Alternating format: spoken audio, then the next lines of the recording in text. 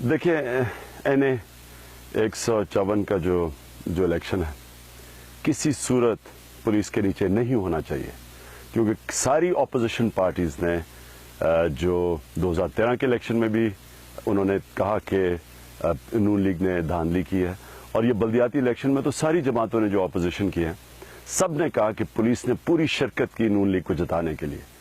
तो किसी सूरत NA 154 का जो इलेक्शन है वो पुलिस के नीचे नहीं होना चाहिए, पाकिस्तान फौज के नीचे होना चाहिए। और मैं इलेक्शन कमीशन से पहले भी कह बैठा हूं, मैं अब भी कहता हूं कि आर्मी को बुलाया जाए और एक फौजी अंदर हो एक बाहर हो, जिस तरह NA 122 में था। और हमें कम से कम उस इलेक्शन पे कोई इशू नहीं था।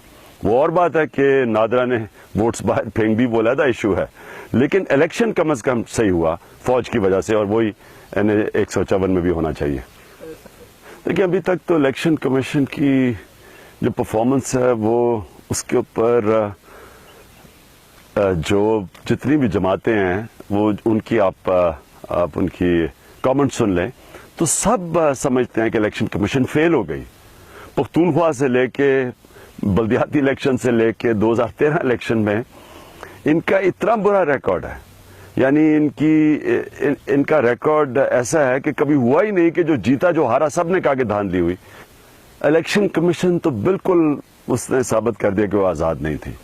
अब जो प्राइम मिनिस्टर ने जाके पैकेज अनाउंस किया, बिल्कुल कहीं भी दुनिया में इसकी इजाजत नहीं है। एकदम उनको लोधरा के लोग याद आ गए और 2.5 अरब रुपए का पैकेज अनाउंस कर दिया।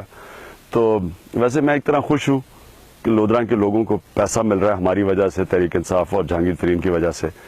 तो पैसे इनसे लेने हैं किसानों, लेकिन वोट आपने तहरीक इंसाफ को देना है।